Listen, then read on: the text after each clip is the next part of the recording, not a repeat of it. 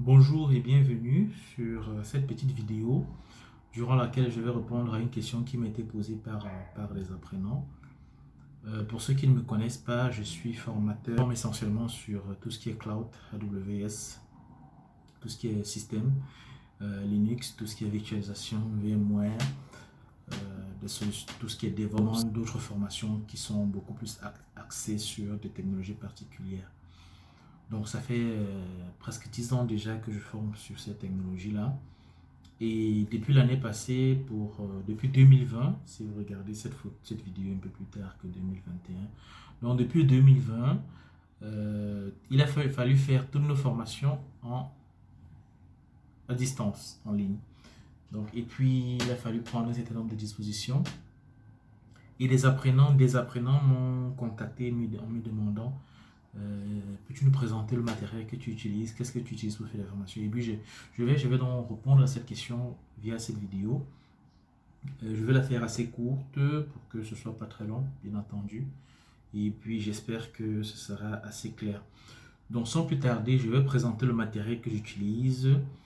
Il y a d'abord mon laptop, qui est mon laptop personnel, qui est un HP, comme vous pouvez le voir. C'est un HP Pavilion. C'est un Core i7 de 8e génération. Ça fait quelques temps déjà que je l'ai. Il n'est pas extraordinaire. Il fait 16 Go de RAM et puis c'est un Core i7 comme je l'ai dit de 8e génération. Donc ça c'est le laptop principal que j'utilise en tant que formateur, que j'utilise pour préparer mes supports de cours, pour prendre des vidéos, pour monter même la vidéo que je suis en train de tourner. Bon, bien entendu avec tous les périphériques et une souris.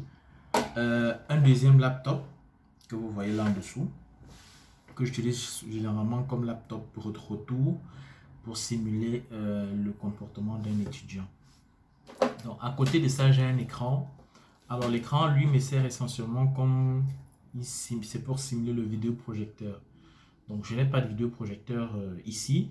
Je préfère utiliser cet écran pour simuler le vidéoprojecteur. Je projette le cours sur cet écran et c'est comme ça que je fais le cours.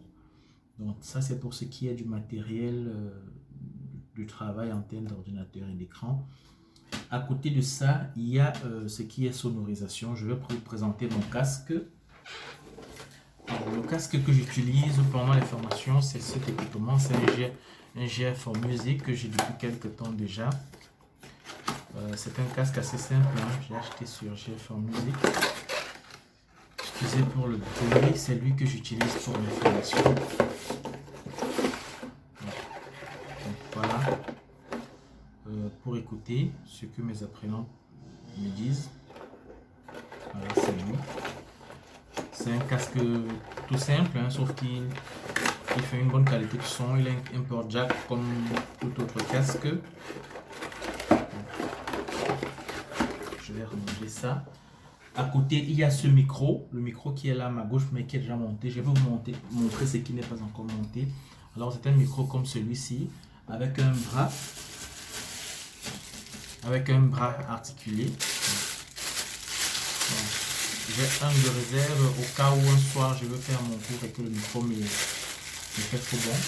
Donc ça me permet de, quand il est monté, il ressemble à ceci, j'espère que vous voyez. Il ressemble à ceci, je peux le déplacer comme ça. C'est ça qui me permet, qui fait prise de son pendant mes cours.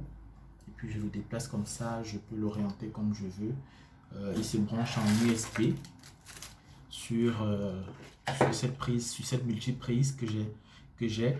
Malheureusement, mon laptop n'a que deux ports USB. Je trouve assez curieux quand même. Bon, apparemment, c'est la norme depuis un certain temps. Même les laptops n'ont plus beaucoup de prises. Avant, c'était pas le cas. J'avais un laptop avec 5 prises USB, 5 ports USB, pardon. Donc actuellement, celui que j'ai à 2 ports USB, du coup, j'ai dû acquérir un multiplicateur de ports. Donc, mon micro, je le branche là. Je branche le micro sur cette multiprise USB qui est raccordé à mon laptop.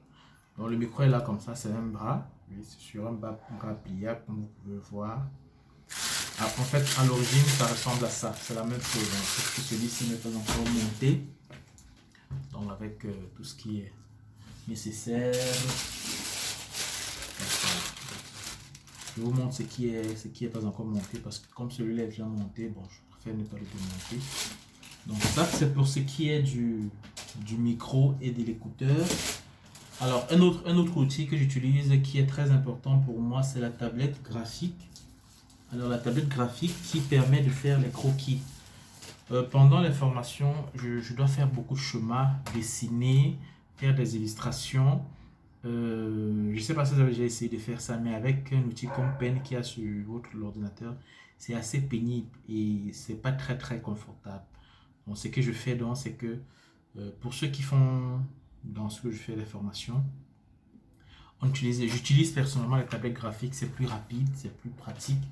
Il y a un stylet, c'est comme une tablette informatique que vous connaissez, sauf que c'est pour les dessins. Donc avec ça, je peux faire aisément les graphiques.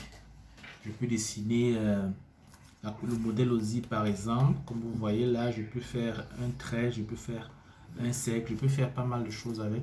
C'est assez pratique et puis bon, c'est un outil très très confortable, très très convivial.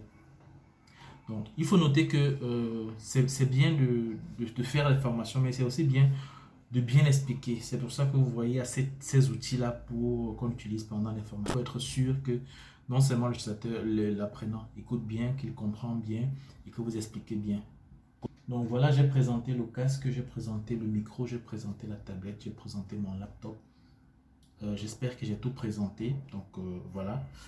Ça répond à la question. C'est avec ça que je réussis à dispenser mes cours à distance. Je ne vous parlerai pas de Zoom, je ne vous parlerai pas de Slack parce que ça c'est la partie logicielle. Donc il était question de vous présenter la partie matérielle.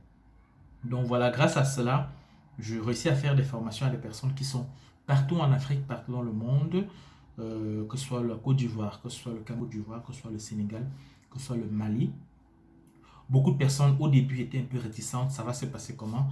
Mais avec tous ces éléments, avec Internet au débit qu'il y a dans pas mal de pays aujourd'hui, c'est assez simple, assez pratique de faire ce genre de cours-là avec ces outils quand c'est bien expliqué. L'apprenant est réconforté. Donc si toi aussi, tu aimerais rejoindre l'une de nos classes pour les formations, soit sur des formations certifiantes, soit sur des formations à la carte, n'hésite pas à me le dire en commentaire, à remplir le formulaire qui est dans la description de la vidéo. Donc voilà, j'espère que la vidéo a été assez explicite, j'espère que c'est pas très long et je vous remercie d'avoir pris le temps de regarder. À bientôt dans nos salles de formation en ligne.